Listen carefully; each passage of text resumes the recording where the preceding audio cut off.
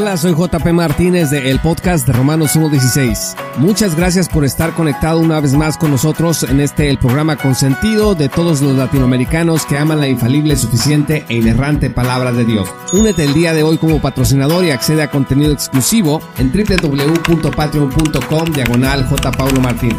Disfruta del siguiente episodio que hemos preparado especialmente para ti.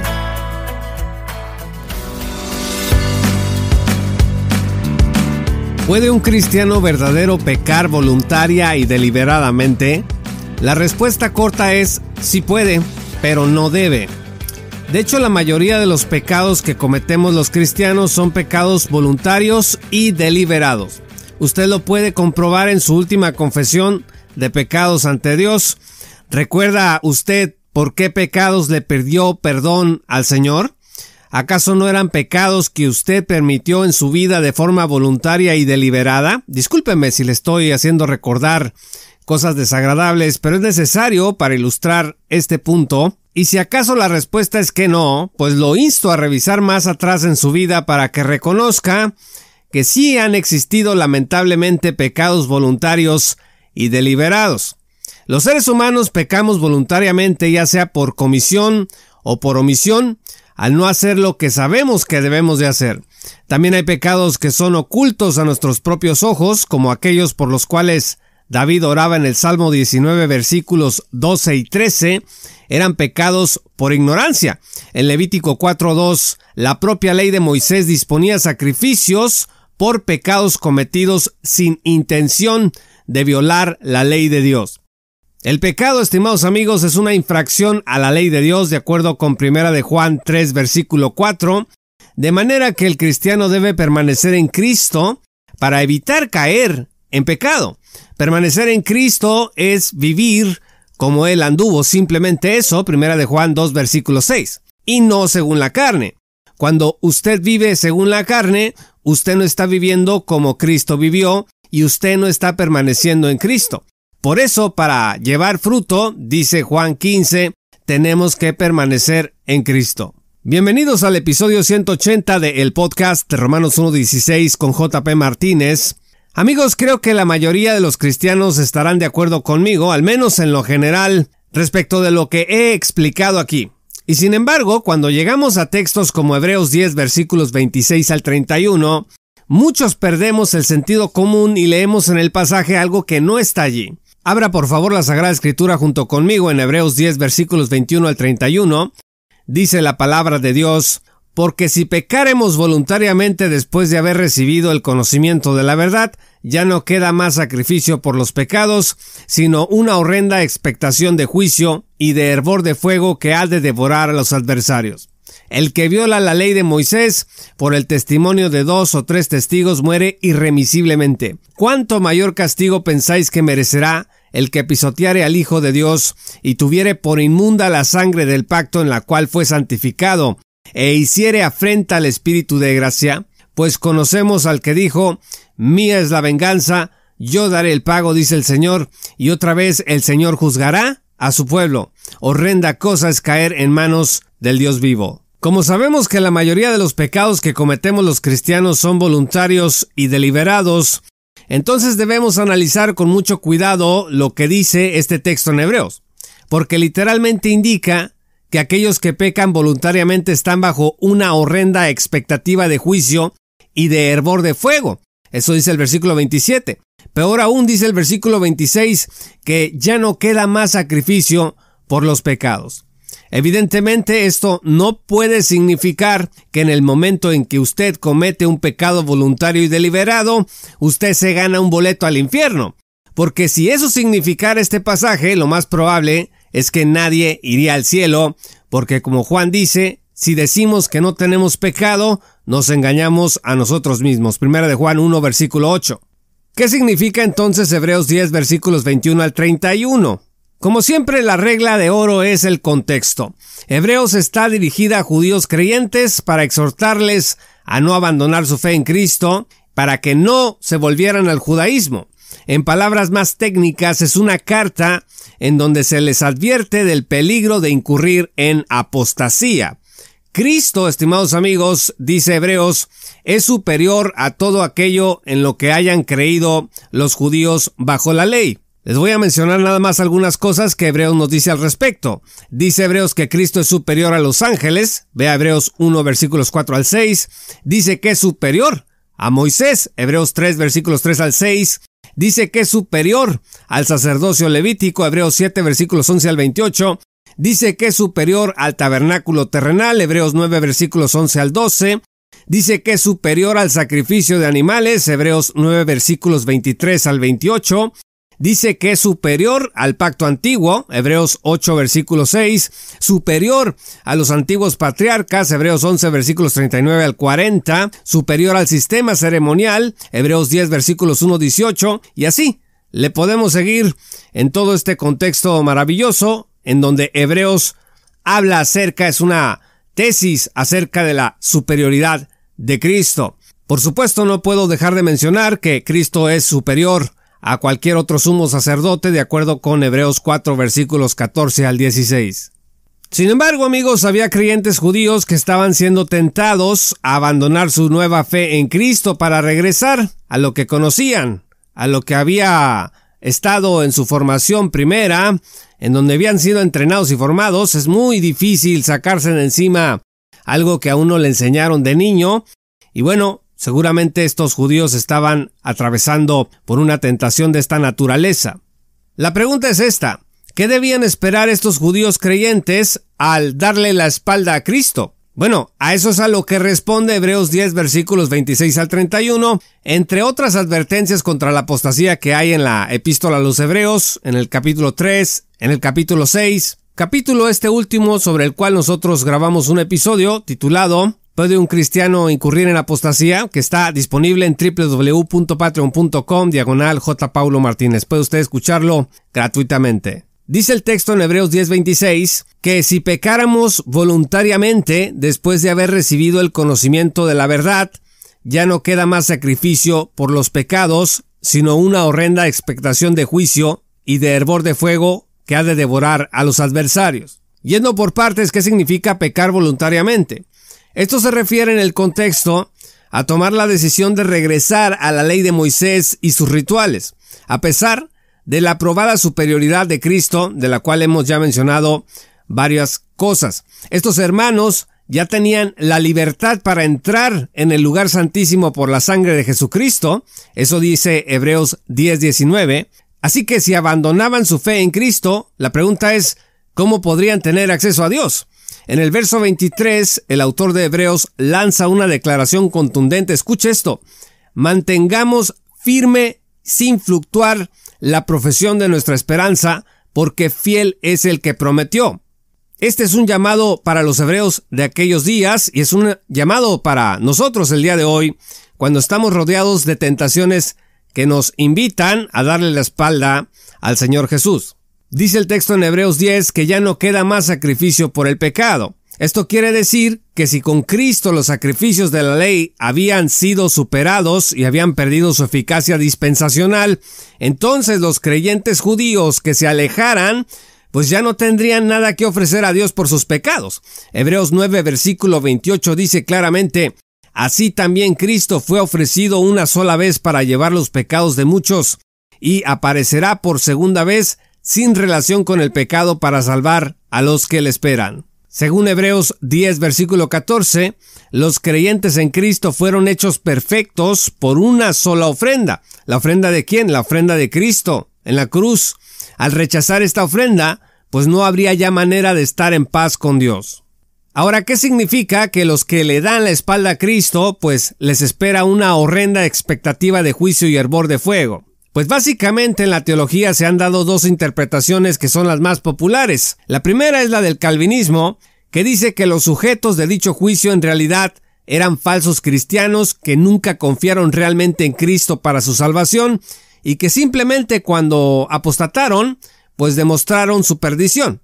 La segunda interpretación es la del arminianismo, que dice que los sujetos de dicho juicio eran salvos, pero perdieron su salvación al apostatar. Hay una tercera interpretación que proviene de la teología de la gracia, que dice que esta es una declaración severa de parte de Dios para todos los que se atreven a apostatar y que no se trata ni de un falso creyente que al fin se evidenció como falso cristiano, como dice el calvinismo, ni tampoco se trata de un verdadero creyente que finalmente perdió su salvación, como dice el arminianismo, sino, escuche, que se trata del juicio temporal del Señor contra todos aquellos que le den la espalda a lo que Él ha hecho por ellos en la cruz. Personas salvadas bajo el juicio temporal de Dios. Fíjese bien, las expresiones de juicio y fuego en este pasaje de Hebreos 10, versículos 26 al 31, son tanto para calvinistas como para arminianos una referencia simplemente al infierno y al tormento eterno. O sea, aquí cuando leemos hervor de fuego, juicio, expectativa de juicio, bueno, ahí está hablando del infierno. Esa es la conclusión. Pero para la mentalidad hebrea era diferente. Miren, la nación de Israel ha atravesado a lo largo de su historia por juicios graves y rigurosos de parte de Dios. Les voy a dar 3 ejemplos. Número 1, la plaga de serpientes venenosas en el desierto. Vea usted Números 21, versículos 4 al 9. Los israelitas murmuran, se quejan en el desierto y Dios envía serpientes venenosas entre ellos como un castigo. Después, Moisés intercede por el pueblo y Dios le indica que haga una serpiente de bronce, que la eleve en un poste y cualquier persona que mirara a la serpiente de bronce sería sanada. Este es un juicio temporal de Dios sobre su pueblo. Número 2, el hambre en la época de Eliseo. Vea usted Segunda de Reyes 6 y 7. Durante un periodo de asedio de Samaria, la capital de Israel, por parte de los arameos, hubo una grave hambruna en la ciudad debido a un bloqueo y la situación llegó a ser tan desesperada que inclusive se incurrió en canibalismo. Dios finalmente intervino y a través de la profecía de Eliseo anunció que habría una abundancia de comida al día siguiente. Esta intervención divina fue un juicio temporal que puso fin a la hambruna. Y número 3, la destrucción del templo de Jerusalén. Este es uno de los juicios temporales más significativos dentro de la historia de la nación de Israel. En el año 70 después de Cristo, el templo de Jerusalén es destruido por las fuerzas romanas dirigidas por el general Tito. Este evento marcó el fin del segundo templo y la dispersión del pueblo judío. Así que tenemos 3 ejemplos notables de juicio temporal de Dios aquí sobre la nación de Israel. Cada uno de ellos sirvió como una advertencia y llamado al arrepentimiento y a la obediencia. Escuche esto, pero en ningún momento constituyeron un rompimiento del pacto de Dios con la nación de Israel. Del mismo modo, cuando Dios salva eternamente a una persona, la asegura eternamente sin posibilidad que dicha redención sea descartada. Pero eso no significa que los hijos de Dios no van a atravesar por disciplina divina. Que la salvación es eterna y no se puede perder, pues se puede colegir fácilmente de Juan 10, versículos 27 al 29. Cristo dice: mis ovejas oyen mi voz y yo las conozco y me siguen, y yo les doy vida eterna y no perecerán jamás. Repito, no perecerán jamás. Aquí no hay una cláusula condicional, ni nadie las arrebatará de mi mano. Mi Padre que me las dio es mayor que todos y nadie las puede arrebatar de la mano de mi Padre. Romanos 8, versículos 38 al 39 dice: por lo cual estoy seguro de que ni la muerte, ni la vida, ni los ángeles, ni principados, ni potestades, ni lo presente, ni lo porvenir, ni lo alto, ni lo profundo, ni ninguna otra cosa creada nos podrá separar del amor de Dios que es en Cristo Jesús, Señor nuestro. Y Efesios 1, versículos 13 al 14 dice que habiendo oído la palabra de verdad, el evangelio de vuestra salvación, y habiendo creído en él, fuisteis sellados, dice, sellados con el Espíritu Santo de la promesa, que es las arras de nuestra herencia hasta la redención. ¿Hasta cuándo? Hasta la redención de la posesión adquirida para alabanza de su gloria. Amigos, lamentablemente la Iglesia ha perdido muchas veces de vista la doctrina de los juicios temporales de Dios sobre su Iglesia. El cristiano se maravilla de la fidelidad y paciencia de Dios hacia Israel cuando lee el Antiguo Testamento, a pesar de la apostasía de Israel y la rebeldía de esta nación. Pero cuando habla de la fe y el pecado de la Iglesia, de los cristianos en esta dispensación de la gracia, Este cristiano actúa y piensa como si Dios hubiese cambiado y como si ahora Dios hubiera condicionado su favor eterno y pactual a la obediencia del hombre pecador. Sobre la expresión, amigos, hervor de fuego, que muchos cristianos asocian de inmediato con el infierno, tenemos que entender que es una expresión que se usó en el Antiguo Testamento para hablar de los juicios temporales de Dios sobre Israel. Es decir, cuando usted lea la palabra fuego en la Biblia, tiene que entender el contexto, porque a veces sí se refiere a la condenación eterna, pero muchas veces se refiere a un juicio o prueba temporal. Jeremías 5:14 dice: Por tanto, así dice Jehová, Dios de los ejércitos, por cuanto vosotros habéis dicho esto, he aquí yo pongo mis palabras en tu boca por fuego, dice por fuego, y a este pueblo por leña, y los consumirá. Aquí está hablando de que el pueblo será consumido por el fuego de la palabra de Dios. Evidentemente no se refiere a la condenación eterna. E Isaías 1:31 dice: Y el fuerte será como estopa, y su obra como chispa, y ambos serán encendidos juntamente, y no habrá quien apague. Desde luego, amigos, no todos los juicios de Dios sobre los hombres son juicios temporales.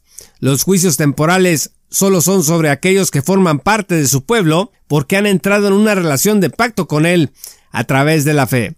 2 Timoteo 2:13 afirma: si fuéremos infieles, él permanece fiel. Él no puede negarse a sí mismo. ¡Qué maravillosa promesa! El juicio temporal de Dios, en suma, puede traer consigo una doble consecuencia. Uno, la consecuencia en esta vida, que puede ser la enfermedad, la pobreza e inclusive una muerte prematura, como pasó en Hechos 5, versículos 1 al 11, con Ananías y Zafira. Y número 2, el juicio temporal de Dios después de la muerte en el tribunal de Cristo, que indica pérdida de recompensas. Dice 1 Corintios 3, versículo 13, que la obra de cada uno será probada por el fuego. Aquí está claro que fuego, pues no se refiere al infierno ni a la condenación eterna, sino a un juicio temporal de Dios sobre sus hijos. El texto, pues naturalmente, hablando de este juicio temporal, pues habla de un castigo por pisotear al Hijo de Dios, la sangre del Hijo de Dios, y a la luz de todo lo anterior es muy viable que la interpretación de la teología de la gracia de Hebreos 10, versículos 26 al 31, sea la mejor opción. Los cristianos deben tener cuidado de no apartarse de Cristo en ningún momento, y deben saber que el juicio de Dios será la consecuencia si no abandonan el camino hacia la apostasía. Dice el texto en Hebreos que el creyente fue santificado en la sangre del pacto, vea usted Hebreos 10, versículo 29, pero que Dios se vengará, y dice que juzgará ¿a quién? A los impíos no, dice que juzgará a su pueblo, porque en el contexto está hablando de una disciplina sobre los que son el pueblo de Dios. Versículo 30, ahí donde se cita Deuteronomio 32, 35 al 36. Entonces, ¿quién es el pueblo de Dios? En el contexto de este pasaje de Hebreos, el pueblo de Dios son todos los que creen en Cristo y han sido santificados y redimidos por su sangre. Estimados amigos, no es negocio apostatar, aunque la salvación de Dios es eterna y segura, aún para aquellos que se alejan. Es una horrenda cosa caer en manos del Dios vivo, dice Hebreos 10, versículo 31. Y sus juicios sobre su pueblo, tal y como la historia de Israel lo ha demostrado a lo largo de los siglos, pues llegarán si no nos arrepentimos oportunamente. Muchas gracias, estimados amigos y patrocinadores, por escuchar este programa. Yo soy JP Martínez de el podcast de Romanos 1:16. Si aún no eres patrocinador, te invito a que te unas en www.patreon.com/JPauloMartínez y accedas a contenido exclusivo, entre ello a una copia de nuestro trabajo reciente Vindicando la Esperanza Dispensacional. Síguenos en nuestras redes sociales como @JPMartínezblog. Yo soy JP Martínez y te esperamos en nuestra gran comunidad. Esto fue Romanos 1:16 con Juan Paulo Martínez Menchaca. Únete como patrocinador y apoya la sana divulgación bíblica y teológica en América Latina. Búsquenos y síguenos en nuestro sitio web oficial, redes sociales y otras. Romanos 1:16. Todos los derechos quedan reservados.